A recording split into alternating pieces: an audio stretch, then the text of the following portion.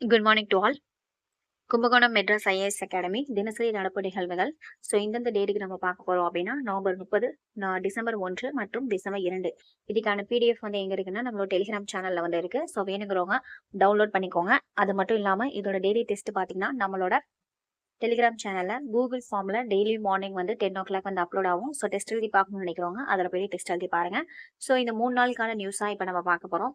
என்னென்ன நியூஸஸ் இருக்கு அப்படிங்கிறத நம்ம வந்து சிலபஸ் படி பிரிச்சிருக்கோம். ஃபர்ஸ்ட் இருக்குது எதுன்னு பார்த்தீங்கன்னா ஹிஸ்ட்ரி. ஸோ ஹிஸ்ட்ரியில் என்னென்ன பார்க்க போகிறோம் அப்படின்னா டேஸ், முக்கியமான டேஸ் என்னென்ன இருக்குன்னு பார்க்க போகிறோம். அதுக்கப்புறம் ப்ரொஃபைல் ஆஃப் ஸ்டேட்ஸ்ன்னு சொல்லிட்டு அதில் என்னென்ன இருக்குன்னு பார்க்க போகிறோம். ஸோ என்னென்ன இடத்துல என்னென்ன நியூஸ் ரொம்ப இம்பார்ட்டன்ட் நடந்திருக்குன்னு பார்க்க போகிறோம். ஸ்போர்ட்ஸ் நியூஸ் பற்றி பார்க்க போகிறோம். அதுக்கப்புறம் பாலிட்டியில் பார்த்தீங்க அப்படின்னா welfare oriented government schemes and their utility அதை பற்றி பார்க்க போகிறோம். ஸோ ஜியாகிராபிக்கல் வந்து ஏரியா வந்து பார்க்க போகிறோம். எக்கனாமிக் பார்க்க போகிறோம். சயின்ஸ் பார்க்க போகிறோம். இதெல்லாம் தான் நம்ம இன்னைக்கான கரண்ட் அஃபேர்ஸில் பார்க்கக்கூடியது. ஸோ இப்போ நம்ம கிளாஸ்ல போயிடலாம். ஃபர்ஸ்ட் ஹிஸ்ட்ரிக்கான டே என்ன டே அப்படின்னு பார்த்தீங்கன்னா நேஷனல் கம்ப்யூட்டர் செக்யூரிட்டி டே. எந்த டேவை நம்ம அனுசரிக்கணும் அப்படின்னா நவம்பர் 30 ஒரு வருஷமும் நேஷனல் கம்ப்யூட்டர் செக்யூரிட்டி டேவா நம்ம என்ன பண்றோம்னா அனுசரிக்கிறோம். அதே மாதிரி December 1 need of AIDS awareness day, உலக எய்ட்ஸ் தினம் எப்படி நம்ம அனுசரிக்கிறோம் அப்படின்னா ஒவ்வொரு வருஷமும் டிசம்பர் 1 எய்ட்ஸ் டே அப்படிங்கிறத நம்ம வந்து அனுசரிக்கிறோம். அதுக்கப்புறம் December 2 national special education day அப்படிங்கிறத நம்ம டிசம்பர் 2 அனுசரிக்கிறோம். ஸோ ஃபர்ஸ்ட் 3 டே பார்க்குறோம். முதல் day national computer security day அப்படிங்கிறது நவம்பர் 30 அனுசரிக்கிறோம். Need of AIDS awareness day அப்படிங்கிறது டிசம்பர் 1 அனுசரிக்கிறோம். நேஷனல் ஸ்பெஷல் எஜுகேஷன் டே அப்படிங்கிறது டிசம்பர் 2 அனுசரிக்கிறோம். திருமங்கை ஆழ்வாரோட சிலை. ஸோ இந்த திருமங்கை ஆழ்வாரோட சிலை எங்க இருக்குன்னா தஞ்சாவூர் மாவட்டத்தில் உள்ள கும்பகோணத்துல வந்து சவுந்தரராஜ பெருமாள் கோவில்ல வந்து திருடப்பட்ட இந்த சிலை கிட்டத்தட்ட 67 வருஷங்களுக்கு பிறகு என்ன பண்ணிருக்காங்கன்னா இந்த சிலையை வந்து மீட்டு இருக்காங்க. இது எப்ப காணா போச்சுன்னு பாத்தீங்கன்னா 1957 இருந்து 1967 இந்த காலகட்டத்துக்குள்ள காணா போனதா வந்து அறிக்கை தாக்கல் பண்ணிருக்காங்க. தற்போது இது எங்க இருக்கு அப்படின்னு சொல்லி நம்ம எடுத்துட்டோம் அப்படின்னா லண்டன்ல ஆக்ஸ்போர்டு பல்கலைக்கழகத்தில் உள்ள அஸ்மோலியன் அப்படிங்கிற அருங்காட்சியகத்திலிருந்து இது தற்போது மீட்கப்பட்டுள்ளதாக தகவல்கள் வெளிவந்திருக்கு. சோ அப்ப திருமங்கை ஆழ்வாரோட சிலை எங்க இருக்குன்னா தஞ்சாவூர் மாவட்டத்தில் உள்ள கும்பகோணத்துல இருக்கக்கூடிய சவுந்தரராஜ பெருமாள் கோவில்ல கிட்டத்தட்ட 67 வருஷங்களுக்கு முன்னாடி காண போன சிலை வந்து தற்பொழுது மீட்டிருக்காங்க. இப்போ இது எங்கேருந்து எடுத்திருக்காங்க அப்படின்னா லண்டன்ல இருக்கக்கூடிய ஆக்ஸ்போர்டு பல்கலைக்கழகத்தில் உள்ள அஸ்மோலியன் அப்படிங்கிற அருங்காட்சியகத்துல இருந்து தற்போது இது மீட்கப்பட்டுள்ளது. 42 அடி உயர மெழுகுவர்த்தி.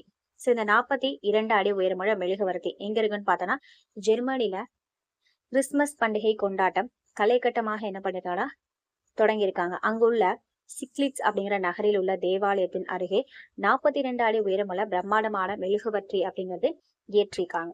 ஸோ அப்ப 42 அடி உயரமுள்ள மெழுகுவர்த்தி எங்க இருக்கு அப்படின்னு நம்ம எடுத்துட்டோம்னா ஜெர்மனில இருக்கக்கூடிய சிக்லிட்ஸ் அப்படிங்கிற நகர்ல இருக்கக்கூடிய சர்ச்சில் வந்து இந்த 42 அடி உயரமுள்ள பிரம்மாண்டமான மெழுகுவர்த்தி அப்படிங்கிறத ஏற்றிருக்காங்க. அமெரிக்க புலனாய்வு இந்திய வம்சாவளி. சோ அமெரிக்க புலனாய்வு அமைப்போட இயக்குநராக இந்திய வம்சாவளியை சேர்ந்த காஸ்பெடல் என்பவரை வந்து அந்த நாட்டோட அதிபர் ட்ரம்ப் வந்து என்ன பண்ணிருக்காருன்னா நியமித்திருக்காரு. சோ அமெரிக்க புலனாய்வு இந்திய வம்சாவளி அமெரிக்க புலனாய்வு அமைப்பின் இயக்குநராக இந்திய வம்சாவளியை சேர்ந்த காஸ்பெடல் என்பவரை வந்து ட்ரம்ப் என்ன பண்ணிருக்காருன்னா நியமிச்சிருக்காரு. டிஜிபிகள் மாநாடு 59வது டிஜிபிகள் மாநாடு ஒடிசா தலைநகர் புவனேஸ்வரில் கடந்த நவம்பர் 29 நடந்து முடிந்தது. இந்த மாநாட்டை வந்து உள்துறை மந்திரி அமித்ஷா வந்து என்ன பண்ணனா தொடங்கி வைத்தார்.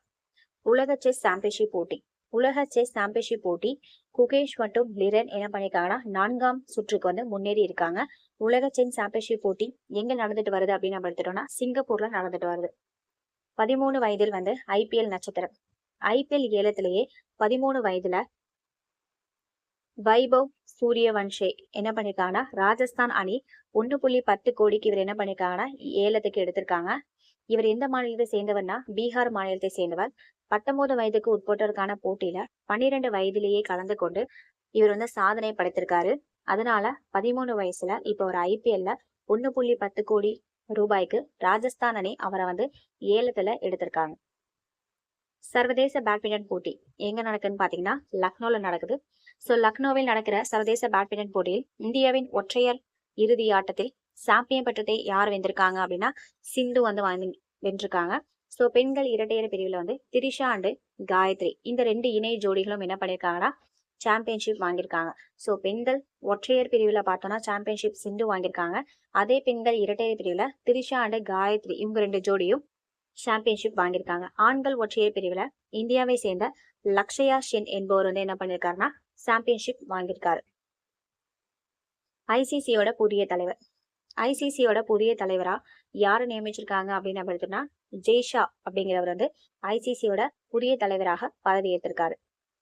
நெக்ஸ்ட் பாலிட்டில இம்பார்ட்டண்டா பார்க்க போறோம். போலீஸாருக்கு ஸ்மார்ட் கார்டு. ஸோ யாருக்கு அப்படின்னா போலீஸாருக்கு என்ன கொடுக்குறாங்கன்னா ஸ்மார்ட் கார்டு. இது எதுக்காக நம்ம எடுத்துக்கிட்டோம் அப்படின்னா அரசு பேருந்துகளில் கட்டணமின்றி பயணிக்க போலீஸாருக்கு ஸ்மார்ட் கார்டு அப்படிங்கிறது வழங்க ஏற்பாடு செஞ்சிருக்காங்க. இதை என்னவா சொல்லுவாங்க அப்படின்னா டிஜிபி சங்கர் ஜிவால் இதுக்காக உத்தரவு பிறப்பித்திருக்காரு. ஸோ அரசு பேருந்துகளில் கட்டணமின்றி பயணிக்க போலீஸாருக்கு ஸ்மார்ட் கார்டு அப்படிங்கிறது வழங்க ஏற்பாடு செய்யப்பட்டிருக்கு. இந்த உத்தரவை யார் பிறப்பிச்சிருக்காங்க அப்படின்னா டிஜிபி சங்கர் ஜிவால் வந்து உத்தரவு பிறப்பிச்சிருக்காரு. ஜியோகிராபி கந்தூரி அப்படிங்கிற விழா ஒவ்வொரு வருஷமும் நாகூர் தர்கா பெரிய கந்தூரி விழா அப்படிங்கிறது நடைபெறும். ஸோ அங்க வந்து பாய்மரம் அப்படிங்கிறது ஏற்படும். அதோட வாசல்ல வந்து நம்ம என்ன சொன்னா மினராவின் பாய்மரம் அப்படிங்கிறது ஏற்றப்படும். அதுக்கான கந்தூரி விழா கொடி எங்கேருந்து எடுத்து வந்தாங்கன்னா சிங்கப்பூர்ல இருந்து எடுத்து வந்திருக்காங்க. கிட்டத்தட்ட இந்த விழா வந்து எத்தனை வருஷமா கொண்டாடக்கூடியனா 400 ஆண்டுகளுக்கும் மேலாக கொண்டாடக்கூடிய ஒரு பாரம்பரியமான விழா. கந்தூரி விழா எங்க செலிப்ரேட் பண்ணா நாகூர் தர்கால. இங்க வந்து அழகார வாசலில் உள்ள மினராவின் பாய்மரம் அப்படிங்கிறது ஏற்றப்பட்டது.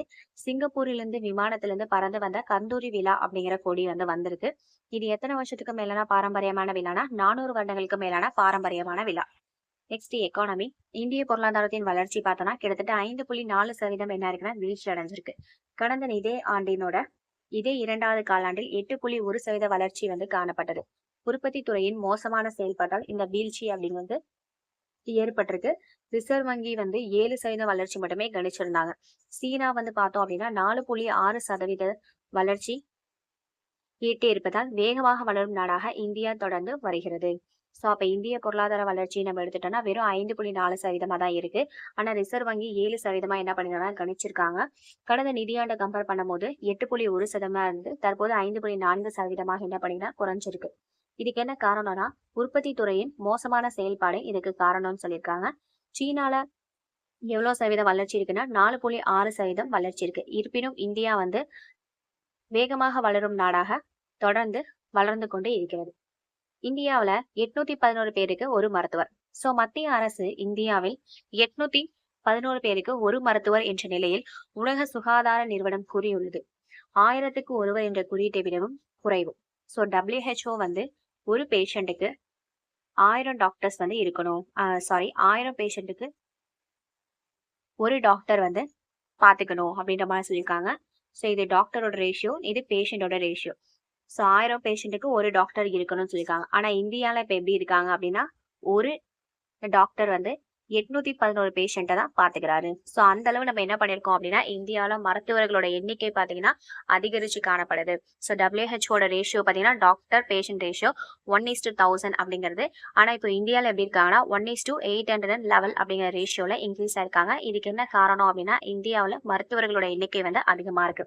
அப்படி இந்தியாவில மருத்துவர்கள் அதிகமா எண்ணிக்கையில யார் இருக்காங்கன்னா மகாராஷ்டிரா 2,09,540 மருத்துவர்களுடன் முதலிடத்துல இருக்கு. தமிழ்நாடு எத்தனாவது இடத்துல இருக்குன்னா 2வது இடத்துல இருக்கு. கிட்டத்தட்ட 1,49,399 மருத்துவர்களுடன் தமிழ்நாடு 2வது இடத்துல இருக்கு. இஸ்ரோ விண்வெளி 2 இந்திய விண்வெளி வீரர்கள். சோ இஸ்ரோ விண்வெளியில 2 இந்திய விண்வெளி வீரர்கள். சர்வதேச நிலை ISS செல்வதற்காக இந்திய விண்வெளி வீரர்களோட ஆரம்ப பயிற்சி அப்படிங்கிறது நிறைவு பெற்று வருது.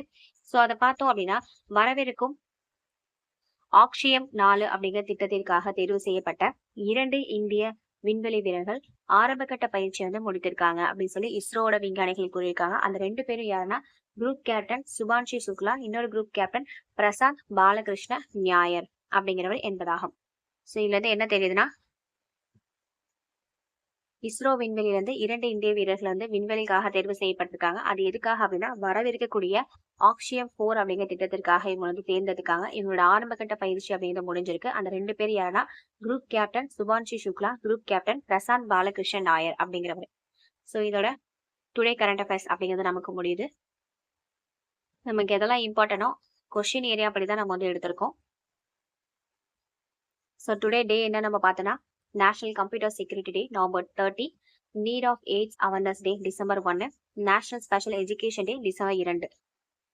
நெக்ஸ்ட் திருமங்கை ஆழ்வாரோட சிலை கும்பகோணத்துல இருக்கக்கூடிய சவுந்தரராஜ பெருமாவிலிருந்து 67 வருஷங்களுக்கு முன்னாடி காணப்பட்ட இந்த திருமங்கை ஆழ்வார் சிலை தற்போது எங்கேருந்து எடுத்திருக்காங்க அப்படின்னா லண்டன் ஆக்ஸ்போர்டு பல்கலைக்கழகத்தில் உள்ள அஸ்மோலியன் அப்படிங்கிற அருங்காட்சியகத்திலிருந்து தற்போது இது மீட்கப்பட்டுள்ளது.